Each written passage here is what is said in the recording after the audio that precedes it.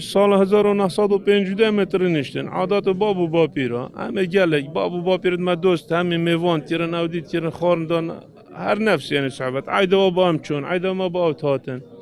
و حتی آنو که بردوام همه خارن پاچه قوزی دیکلن علوکن همه تشت همه خارنا چد بابو با پیرن ما او جماع فلايت بيك بس جين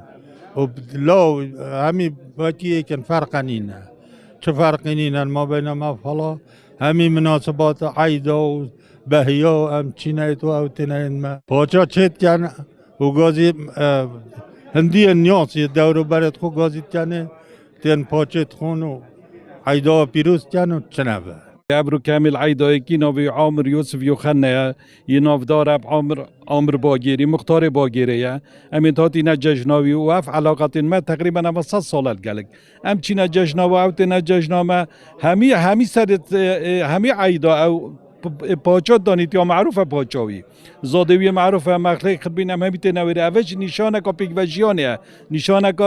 حجه کنه ناف بین بسرمانا و مسیحیادا جشن ما عيدا بتشيكا بجنا عيدا مولود يا مولود المسيحية وسر صالح هم ديفراتت وهم كادا تشيكن وسر بيكا تشيكن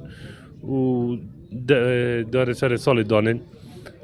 بيك فيجيان شيء هم برايد ما بسلمان كم باشن گلک جو خودی هم این خانم رئیسی بره سر و پیکا پاچند بجنه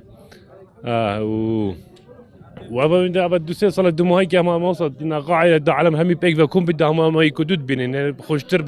با گلک با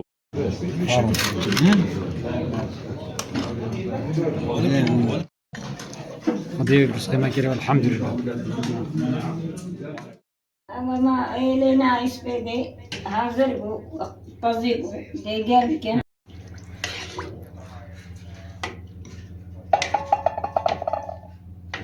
والله أبيدي بو نفعشر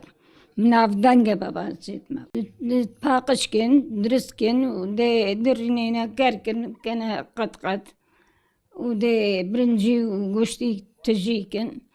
ودي درني دافيفي ودي كما تقاضاني دلين وهشت صالة بتر